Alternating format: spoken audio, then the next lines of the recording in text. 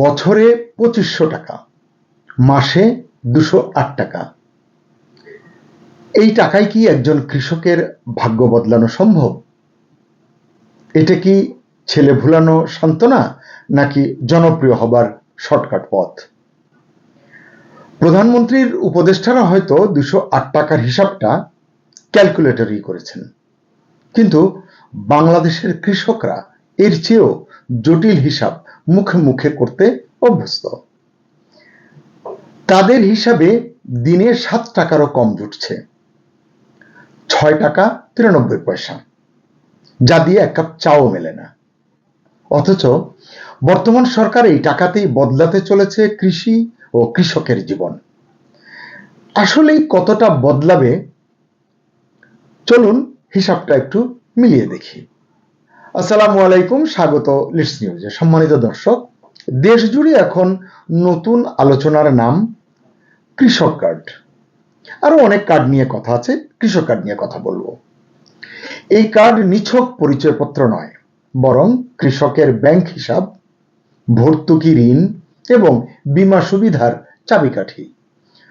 মধ্যস্বত্বভোগীদের দৌরাত্ম্য বন্ধ করে সরাসরি কৃষকের হাতে সরকারি সহায়তা পৌঁছে দেওয়াই এই কার্ডের মূল লক্ষ্য। প্রধানমন্ত্রী তারেক রহমান নববর্ষের প্রথম দিনে উদ্বোধন করেছেন কৃষক কার্ড, যা দিয়ে কৃষকরা 10 ধরনের সুবিধা পাবেন। এগুলো হলো ন্যায্য মূল্যে কৃষি উপকরণ, সেচ সুবিধা, সহজ শর্তে কৃষি ঋণ, স্বল্প মূল্যে কৃষি যন্ত্রপাতি, সরকারি ভর্তুকি এবং প্রণোদনা, মোবাইল ফোনে আবহাওয়ার পূর্বাভাস ও বাজার তথ্য, কৃষি বীমা সুবিধা এবং ন্যায্য মূল্যে কৃষি পণ্য বিক্রয়ের সুবিধা ইত্যাদি।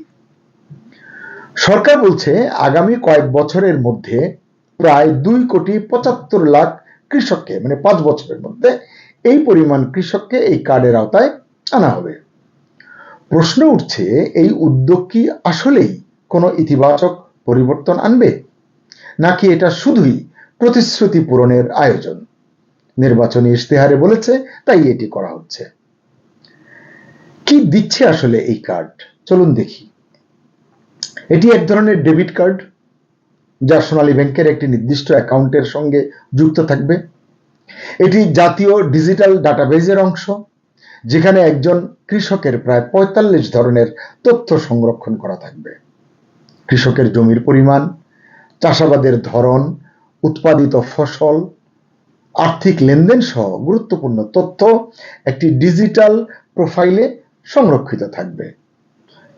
ফলে মধ্যস্বত্বভোগী কমবে, দুর্নীতি কমবে এবং কৃষক সরাসরি সুবিধা পাবেন, এটি সরকার বলছে। কিন্তু মাঠের বাস্তবতা কি? বর্তমানে কৃষকদের খরচ বাড়ছে প্রতিনিয়ত। সার, বীজ, সেচ, শ্রম সবকিছুর দাম ঊর্ধ্বমুখী, এবং ফসলের ন্যায্য মূল্য, মানে এর যে ন্যায্য মূল্য আশা করে তারা, এটিও সবসময় নিশ্চিত নয়, অনিশ্চয়তার মধ্যে থাকে। এই বাস্তবতায় মাসে 208 টাকায় কি কৃষকের বাস্তব সমস্যা সমাধান সম্ভব? এজন্যই অনেক পর্যবেক্ষক এবং কৃষক প্রতিনিধি এই উদ্যোগকে প্রকৃত সহায়তার পরিবর্তে কৃষকদের প্রতি উপহাস হিসেবে বর্ণনা করেছেন। অনেকে বলছেন এই সহায়তা প্রতীকী, বাস্তব সমাধান নয়, কারণ বাংলাদেশের কৃষি খাতের মূল সমস্যা শুধু নগদ টাকার অভাব নয়। কি কি তাহলে সমস্যা? বাজার ব্যবস্থায়, ন্যায্য মূল্য না পাওয়ায়, সিন্ডিকেট এবং মধ্যস্বত্বভোগীতে, কৃষি উপকরণের দামে, জলবায়ু ঝুঁকি ইত্যাদি আরো কিছু আছে। তাই এই কাঠামোগত সমস্যাগুলো সমাধান না করে শুধু খুবই সীমিত নগদ সহায়তা দিলে দীর্ঘমেয়াদে খুব কি বড় পরিবর্তন আসবে? আসবে না।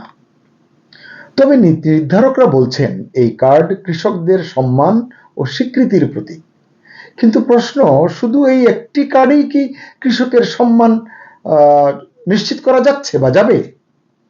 এর আগেও দেশে বিভিন্ন কৃষি কার্ড চালু ছিল, আপনারা জানেন। কৃষি উপকরণ সহায়তা কার্ড, 10 টাকায় ব্যাংক অ্যাকাউন্ট, স্মার্ট কৃষি কার্ড ইত্যাদি এরকম প্রকল্প কিন্তু ছিল।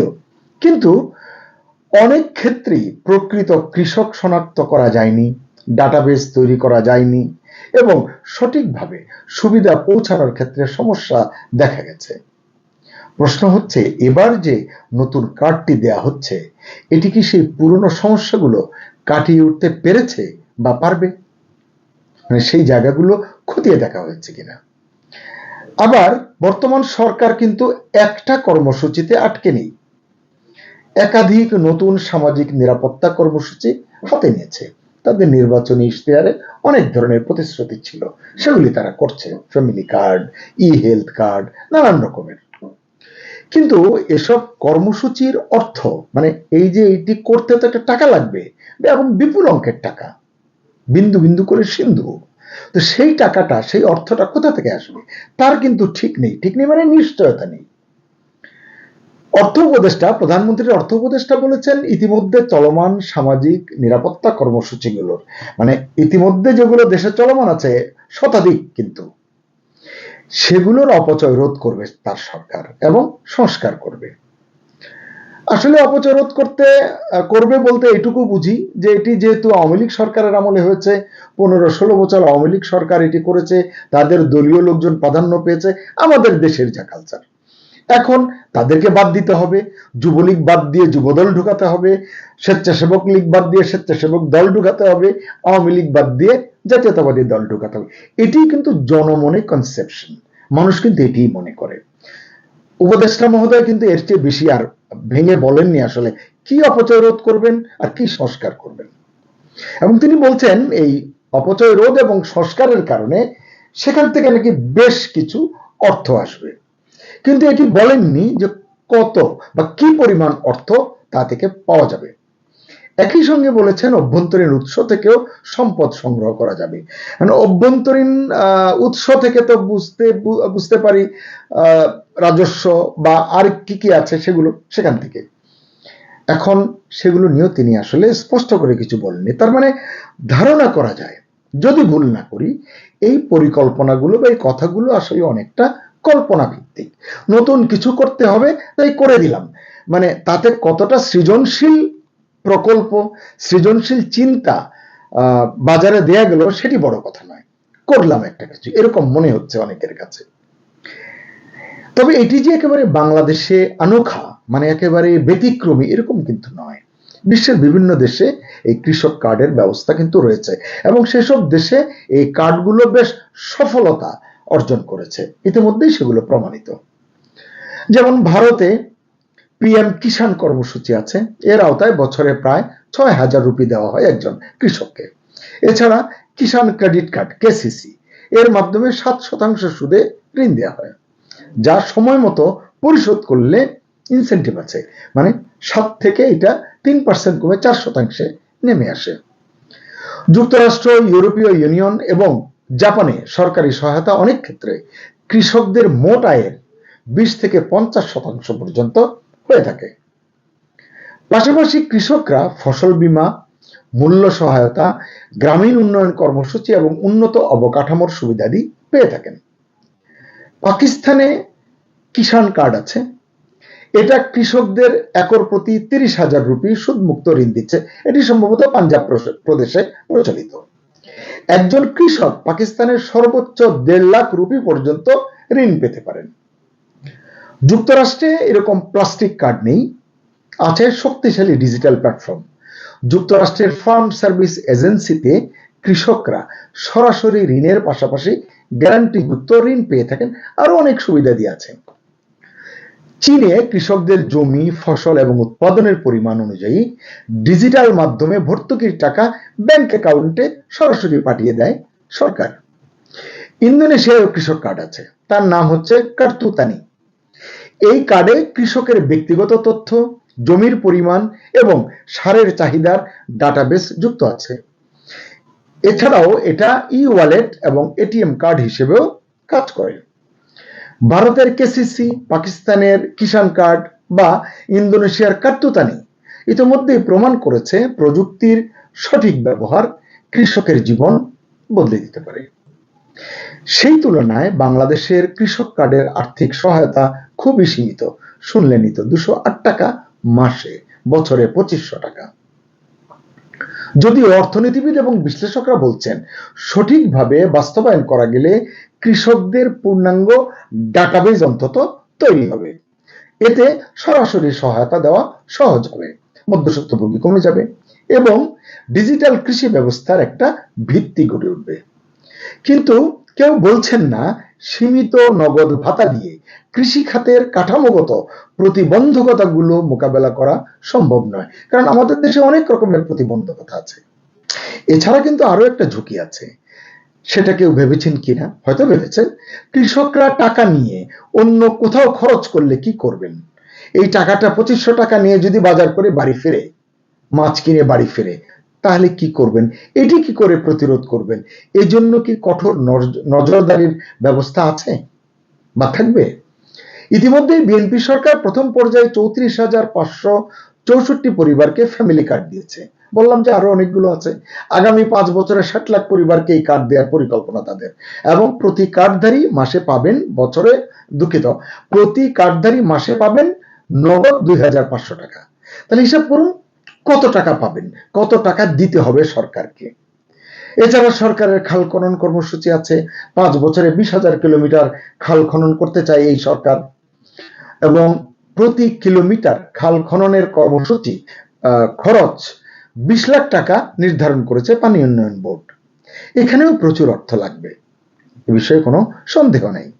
এছাড়া হেলথ কার্ড, স্বাস্থ্য কার্ড এবং স্বাস্থ্য বীমা এবং 180 দিনের অ্যাকশন প্ল্যান নিয়েও কাজ করছে সরকার।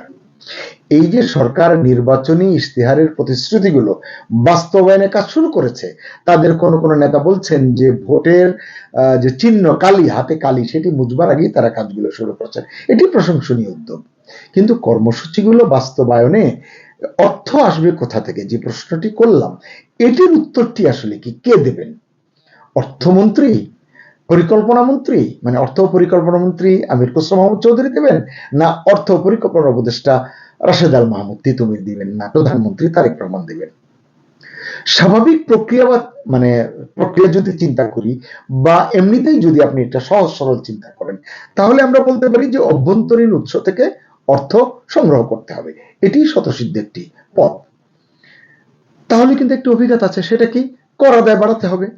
আর কর আদায় যদি বাড়াতে হয়, তাহলে আগামী বাজেটে করের বোঝা বাড়বে, যা আছে তার চেয়ে আরো বাড়াতে হবে।